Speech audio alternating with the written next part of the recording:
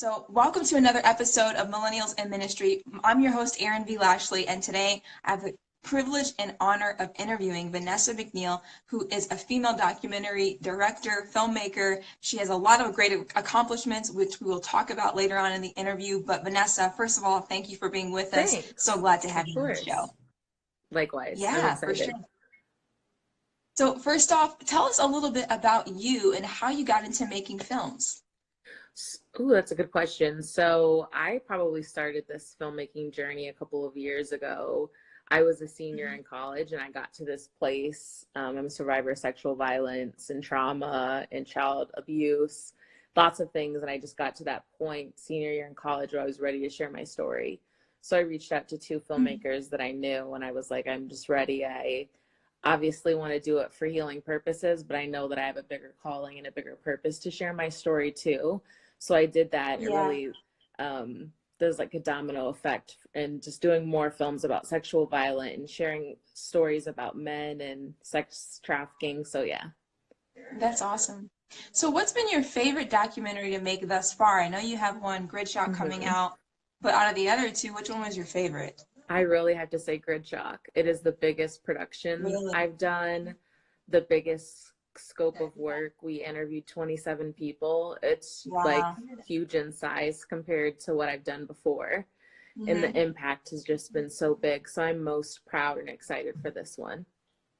That'll And come for out in those who April. don't, okay, April, I know it was this year, Yes. which I'm excited to check it out and watch it.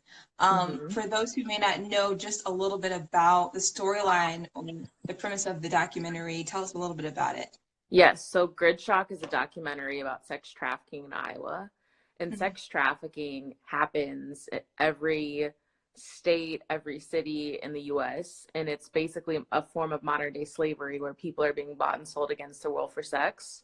Mhm. And people are living in and existing in our communities, and we have no idea that they're being trafficked. Mhm. And I was Wow. just so I can't think of any crime worse than this. And Yeah. aside from like the nature and severity of it, I was just surprised that people didn't know about it. So when I Wow. found out about it, I was like, I really need to share this story. Mhm. That's really cool. And you know what? I was watching, I think it was a feed video of yours or an IGTV episode where you were talking about how after you guys filmed all of this, you had to take a break away from work just to Yes. get yourself In life. emotionally, mentally. Yeah. Yes, absolutely. I took 6 weeks off when I was done. And a lot of Wow. it was just like spending time at home and just Mhm. kind of, I will never be who I was before I started this project. Like it Wow. completely changed the way that I saw life. My reality Mhm. has shifted, the way I view relationships or interactions. Like I'm questioning things that I never questioned before. And just to Mhm. know, like, for trafficking, for instance, there has to be a buyer. Like it's a supply and Mhm. demand industry. So to Yeah. know that the buyers are 30 to 50-year-old, statistically, the average buyer profile is a 30 to 50-year-old married white man, tells Wow. me that there's probably people in my network or my circle that I know, um, Mhm. that are doing these things. So it makes you think, and you'll never, and I will never go back to where I was before. Yeah. That's so wild to think. I cannot wait to watch it. Thank you. I'm really interested in learning more about things that I don't understand or that I haven't experienced so that I have hmm better empathy for people that have gone through it, but also just greater awareness in my day-to-day Totally. life and greater ways that I can help protect the people that I love and maybe didn't realize that maybe they were actually in danger and I could have if I would have just asked a question or Mm, really looked at a certain situation, you know. that's real. But I want to ask you, what do you wish people knew about victims of sexual violence that they don't really realize? Or what's one way that we can be of help if we want to step in and encourage people or just be Mm. of assistance in this process for other people that have experienced that? I think that people have to know that, like, sexual violence, no matter the severity, no matter the type, it is a guilt and shame inducing experience. Hmm. Like it changes who you are, like changes almost everything about you. So when Yeah. people so when people come out and share their stories, there's so many people like questioning and blaming and shaming Mhm. them, and it just adds to this culture of secrecy and Yeah. blame. And I think Hmm. that the most helpful thing that people can do when someone comes forward is say that I believe you. And like, it is Yeah. not your job to be an investigator. Like, that's the most, like, that's a Sure. great thing. Like, we don't have that burden to be investigators. So we shouldn't be asking like guilt or shame inducing questions, or like, we just Yeah. have to be there for people and be like, what do you need from me? Like, that's all we need Mm. to do in the Right. beginning. That's really good. Specifically about your story, Vanessa, Hmm. um, only, of course, only share what you feel comfortable, but what is your story of sort of being a survivor of sexual violence, but also too, like, and then what happened how did you gain the courage to share your story? How did that freedom come to you where you had the courage to help somebody else and speak out about it? Yeah. So, when I was 3 or 4, I was sexually abused by people in my family. My Mm. sister molested me, a lot of cousins molested me. And Wow. then when I was 15, I was sexually assaulted in a college prep program. So Wow. as a boy in my program, we were on like a summer trip, and he was able to get access to my hotel key card when I wasn't paying Wow. attention, and he came Mm. later in like the early hours of the morning or evening, whatever, and assaulted me. Mm. And I was like 16, 15, 16, going through a lawsuit with a college, um, Wow. because they were negligent and not like, we were minors. Like, you should have been watching. You should have had people to Yeah. make sure that they weren't coming out of their rooms. So I think that it's been a super long process for me. It's taken so many years to have the voice that I have, Yeah. and it's not like it's never ending. I think Mm. that healing isn't linear, and there are times where I struggle and I Mm. feel like I haven't done any work, whereas there are other days when I'm like, I feel like I've conquered this. Like, Mm. healing isn't linear, no matter like what the experience, the trauma is, and that's, I think I'm always finding my freedom. And I think Yeah. that when I'm 8 years old and my hair is gray, like, I'm still going to be Mm. talking about this work, and I'm still going to be finding my voice and my freedom, because several people took things from me that I didn't give permission to give away. And Mm. so every day I'm fighting to take that back for Mm. myself. That's so powerful, Vanessa, and I applaud you for what you've gone through, but also the stance you've taken to be Thanks. a voice of encouragement for people that have gone through stuff like that, and also an activist, making people aware, so Totally. that things like this don't continue to happen. But I also know that you were recently married, and I Yeah. love seeing the pictures of you and your husband. You guys are so cute, so Yes, cute. he's my I favorite. want to know, like, how did you guys meet? I Yeah. know you just got married recently, and just the beauty of this marriage in light of Yeah. everything you've been through. Tell us about that. So I met Sam when we were in college, Mhm. when he had just got his master's degree and I was still working on mine. And then he moved to a different city.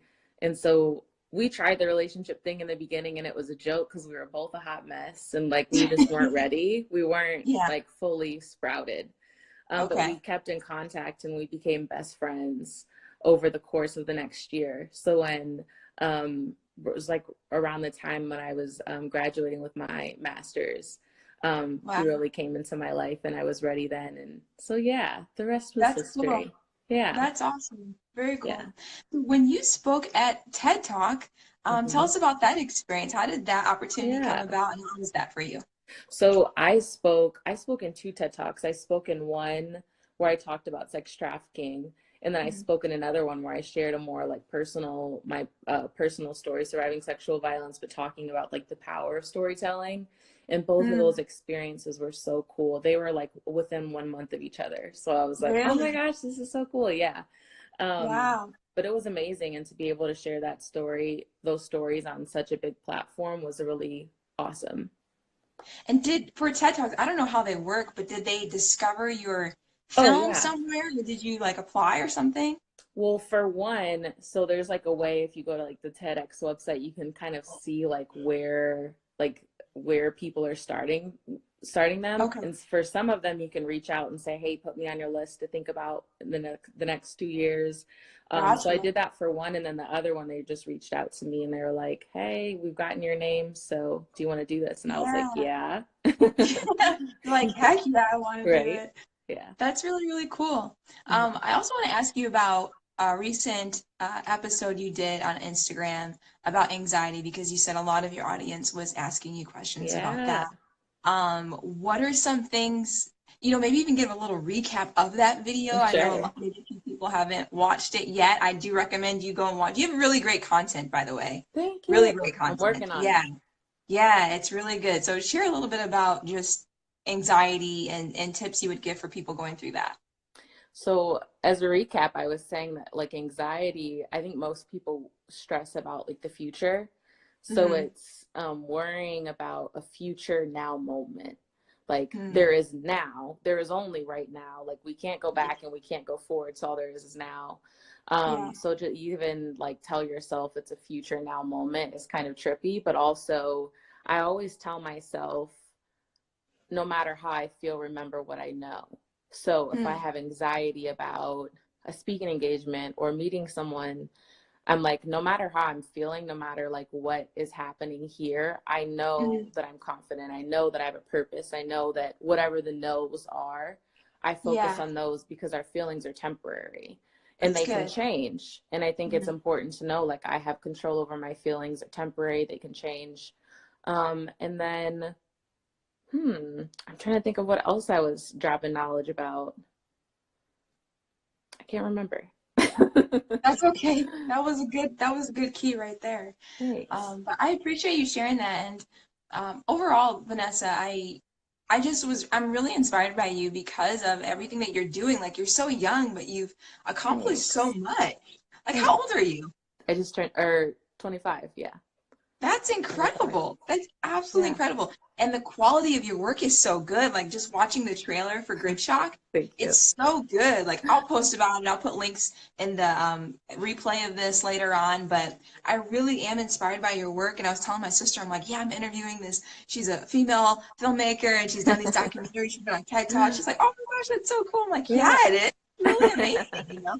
So keep up the good work, and you're Thank so you. inspiring. I can't wait for your next documentary to come out in April. If people want to stay in touch with you and follow along in your journey, what's the best way for them to do that? Instagram, Facebook, my website is vanessamcneal.com. Um, those are the main ones. Okay. To learn And more about Gridshock, um, I would say follow my Instagram because I post about that a lot on there. But also we have a website. It's gridshockdocumentary.com, and the film okay. will be available to purchase like a streaming license in Hmm. April. So I'll be Oh, cool. posting the links to that. So you don't have to be in Iowa for the premiere to watch it if you're not in Iowa, Oh, which most great. of the world isn't, then Yeah. to watch that Yeah. way. Yeah. Very cool. Vanessa, closing question I like to ask all my guests is, what's one piece of advice you give to other millennials who want to make an impact in their community? Hmm.